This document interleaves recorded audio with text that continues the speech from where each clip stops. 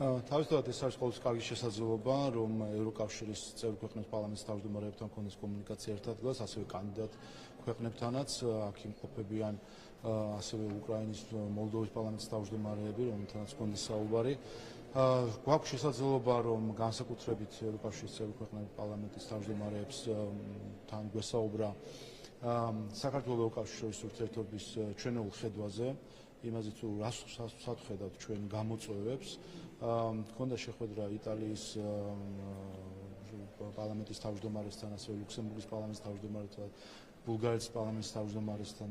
ქონდა ამ საკითხებზე საუბარი და ვფიქრობ, რომ მნიშვნელოვანი არის, რომ ჩვენ პარლამენტებს შორის ურთიერთობები გამოვიყენოთ იმისთვის, რომ საქართველოს ევროკავშირის ურთიერთობები დავაბრუნოთ იმ ჭრილში, რომელშიც ის იმსახურებს. სამწუხაროდ დღეს ევროკავშირის ბიუროკრატიის გარკვეული ნაწილის ცდილობებით არის გარკვეული სირთულეები შექმნილი და ჩვენ ველოდებით ამ სირთულეების გადაწყვეტას. ბურთი ახლა ევროკავშირის მხარეს არის და იმედი გვაქვს ჩვენ, რომ დროულად მოხდება ერთის მხრივ გაცნობიერება იმის, რომ საქართველოს საჭირო ნაწილი არის ევროპული შემდგომი ევროპული განვითარებისთვის ბევრი ასპექტით, როგორც პოლიტიკური, გეოპოლიტიკური, ისე ეკონომიკური მხრივ და მეორე მხრივ აღიარება იმის, რომ საქართველოს დღესაც აი ამ მომენტშიც და აი ამ კონფერენციის როდესაც საქართველოს არის ლიდერი ბევრ კანდიდატთან შედარებით, საქართველოს არის ლიდერი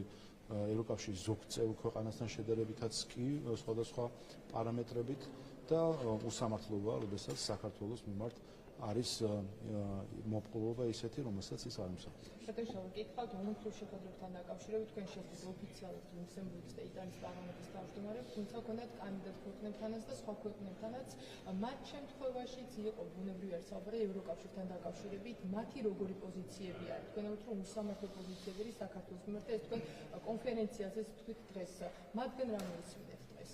Ქონდა საუბარი კოლეგებთან, მათ შორის მოლდოვის პარლამენტის თავმჯდომარესთან, თქვენც რომ მოლდოვას და უკრაინასთან დაკავშირებით უკვე 1 წელია მეტიც იქნა მიღებული გადაწყვეტილება მოლაპარაკების გახსნის თაობაზე, თუმცა მოლაპარაკები დღემდე გახსნილი არ არის და ქონდა ამაზე საუბარი, რა ეტაპზე არიან, როგორ უყურებენ ამ პროცესს, პერსპექტივას. Რა თქმა უნდა, ყველას აქვს სურვილი, რომ მოხდეს სწრაფად გარკვეული გადაწყვეტილების მიღება, თუმცა ხედავთ, რომ შიდა ევროკავშირული თუ ბიუროკრატიული გამოწვევების გამო სხვადასხვა გადაწყვეტილების მიღება სახდება. ასე რომ თუნდაც მოლდოვას და უკრაინასთან დაკავშირებით 1 წელზე მეტია უკვე მიღებული ერთის მხრივ თითქოს გადაწყვეტილება მოლაპარაკების გახსნაზე, მეორე მხრივ ეს რეალურად მოლაპარაკები ჯერ გახსნილი არ არის. ასე რომ ამ გამოცდილების გაზიარებაც ჩვენთვის მნიშვნელოვანი იყო. ჩვენ სწორედ ამაზე ვსაუბრობთ, როცა მოლაპარაკების გახსნასთან დაკავშირებით ჩვენი პოზიცია დავაფიქსირებთ, რომ არ შეიძლება ეს საკითხი იქნას გამოყენებული პოლიტიკურ ინსტრუმენტად და ეს ხდებოდა საქართველოს მიმართ, რაც არასწორია, არა ევროპული, რაც მთავარი არის. ამიტომ ჩვენ გვაქვს იმედი, რომ ევროკავშირის ბიუროკრატია დაუბრუნდება ევროპულ ღირებულებების იმ ნაწილს, რომელიც გულისხმობს დამსახურების მიხედვით მიდგომა ქვეყნების მიმართ და თუ შევხედავთ დამსახურებებს, საქართველოს ამ მხრივ ლიდერი არის, კიდევ ერთხელ ვიტყვი, ბევრ კანდიდატ ქვეყანასთან შედარებით და საჭირო არის ამ ლიდერობის სათანადო დაფასება. ერთსაც დავაზუსტებ, დღეს ერთ-ერთი მნიშვნელოვანი შეხვედრა იყო პასის პრეზიდენტთან და თქვენ გქონდათ თქვენი მოთხოვნები და პირობები, რა შემთხვევაში შეიძლება დაუბრუნდეს საქართველოს ამ ფორმატში. პირობა არის, რომ მანდატის ცნობა უნდა მოხდეს ყოველგვარი წინაპირობების გარეშე. როგორ ფიქრობთ, იანვარში, როდესაც განახლება მოხდება უკვე მანდატის, არის თუ არა შესაძლებლობა საქართველოს დაუბრუნდეს ამ ფორმატს? ნახოთ, პასის პრეზიდენტი მოწადინებულია ზოგადად, რომ პასის ევროსაბჭოს საპარლამენტო ასამბლეას დაიბრუნოს ის სახე, რომელიც მას უნდა ჰქონდეს, სადაც მისი ყველა წევრი ქვეყანა საპარლამენტო დონეზეც არის წარმოდგენილი და შესაძლებელი არის ღია დისკუსიისა. ამ მხრივ სამწუხაროდ გარკვეულ ქვეყნების დელეგაციებს დღეს მძევლად ყავს აყვანილი, ასე ვთქვათ, ასამბლეის პოლიტიკური ნაწილი იმ მხრივ, რომ ცდილობენ საკუთარი პოლიტიკური დღესწესრიგის გასატარებლად გამოიყენონ ინსტრუმენტები, რომელიც მათ პასის ნაწილში აქვთ, იქნება ეს უკრაინული ცნობის საკითხი თუ სხვადასხვა რეზოლუციები. საქართველოს მიმართ ეს ტენდენცია გარკვეული პერიოდის წინ დაიწყო, გახსოვთ ჩვენ მიხეილ სააკაშვილთან დაკავშირებით ცალკეული ქვეყნების დელეგაციების დეზინფორმაციული კამპანიები, მათ შორის გახსოვთ, რომ რეზოლუციაში კი ჩაიწერა პოლიტიკური პატიმარი არისო და მე გამოდის სტრასბურგის სასამართლოს გადაწყვეტილებები, რომ მისი პირობები საპატიმროში და ასე შემდეგ დამაკმაყოფილებელია.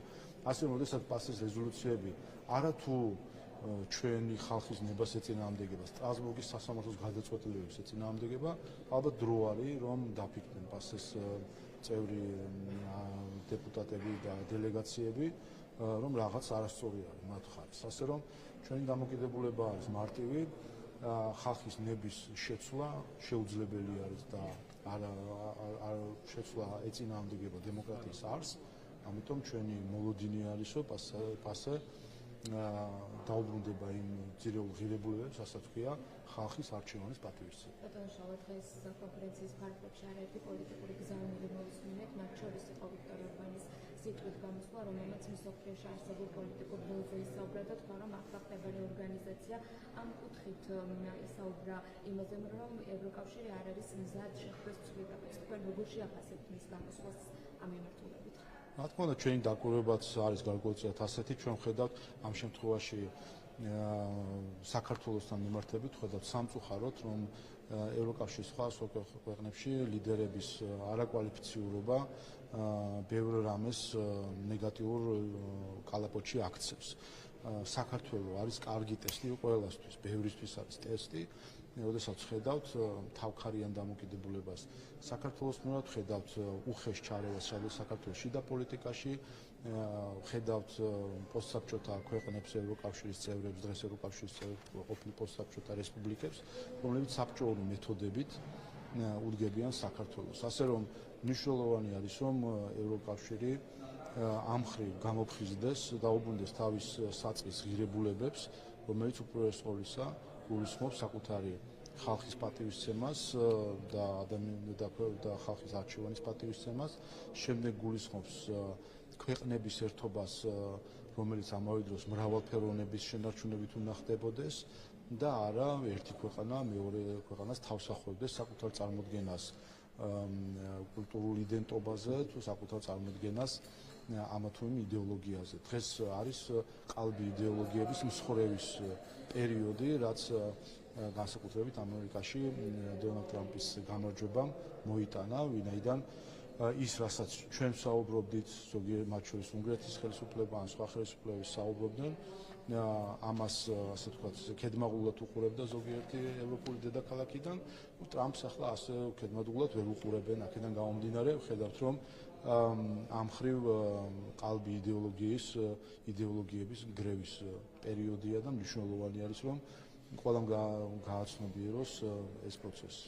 მაგრამ დუმილია, რასაც ხედავთ, რომ აი დღეს ვიქტორ ორბანს ქონდა რამდენიმე გზავნილი, რომ რეორგანიზაცია რაც მიმდინარეობს სოფლიოში, ამ ყველაფერს ევროპა შეხვდა მომზადებელი.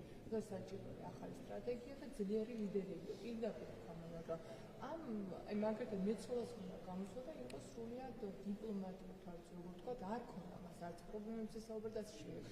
ბიუროკრატია თითქოს დუმს და საუბრობენ გარკვეული ადამიანები იმ პრობლემებზე, რაც არის. პრობლემებს ვერ აღიქვენ, არ ხედავენ, თუ აი სად არის ახლა პრობლემა რეალურად? სხვადასხვასაც მithქვას, რომ რაც არ უნდა ადამიანმა ჭირი მალოს, ჭირი თავს არ დამალავს და ბევრ ასპექტში ეს ნენელა ჩანს. მათ შორის, როცა საუბრობდი ჩვენ არასათანადო გამოყენებაზე საგარეო დაფინანსების, რაც პირდაპირ ამხილა ამერიკის ხელისუფლებამ, ევროკავშირმა წაუყრუა ამ პრობლემას და თითქოს არაფერი არ ხდება მსოფლიოში ისეთი პოზიცია დაიკავეს და ხედავთ დღეს თუნდაც ევროკავშირის აუდიტის სამსახურის დასკვნას, რომელმაც პირდაპირ აჩვენა, რომ ხდებოდა არამიზნობრივი ხარჯვა ევროკავშირის თანხების და ჩვენ ამაზე არაერთხელ გვისაუბრეს საქართველოს მაგალითზე და ასე ვთქვათ რეაქცია ნული იყო, მაგრამ კიდევ ერთხელ ამას ყველაფერს ჭირი თავს არ დამალავს და წამოეწევა ყველას ეს პრობლემა, ამიტომ დაწყებული საგარეო დაფინანსების არასათანადო გამოყენებით და მავნე ზემოქმედებისთვის გამოყენებით გაგრძელებული ის, რომ მათ შორის ზოგიერთ პოლიტიკურ ჯგუფებს და ხელისუფლებას, მათ შორის უკრაინაში მიმდინარე ომთან დაკავშირებით აქვს გამოყენებული დამოკიდებულება და ნახეთ ჩვენ ლატვიის დაზვერვის სამსახურის უფროსის განცხადება, რომელიც ამბობდა, რომ მანამ უკრაინაში ომი მიმდინარეობს იქამდე ამ პერიოდში ლატვიის უსაფრთხოება გარანტირებულია, სამწუხაროდ ესეთი დამოკიდებულება აქვს უკრაინაში მიმდინარე ომის მიმართ, ასე რომ ეს ამ ყველაფრის გათაფასება მოუწევს ევროკავშირის სხვადასხვა ქვეყანას და ხელისუფლებებს. ჩვენ ხედავთ მათ შორის, რომ ხალხი არის ქვემოდან მოდის ეს მოძრაობა, ხედავთ არჩევნების შედეგებს, ხედავთ ხალხის მიზნებს და აქედან გამომდინარე ამას სამსაკეთს ვერ გაიქცევია.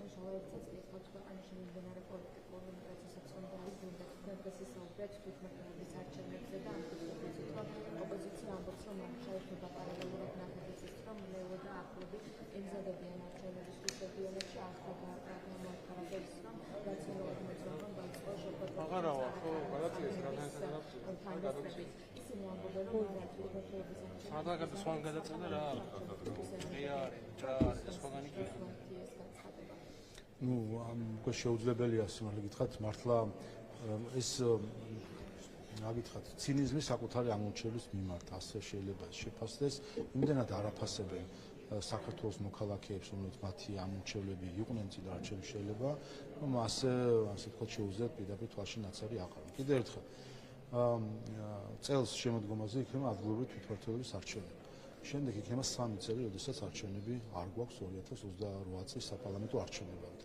ასე რომ რადიკალების გადასაწყვეტი არის, ეს არის მათთვის ბოლო შანსი დემოკრატიული მანდატის რაღაც ნაწილის მიღებისა, ამ შანსს ხელიდან თუ გაუშვებენ, ისინი საბოლოოდ დარჩებიან დემოკრატიული პროცესის მიერ.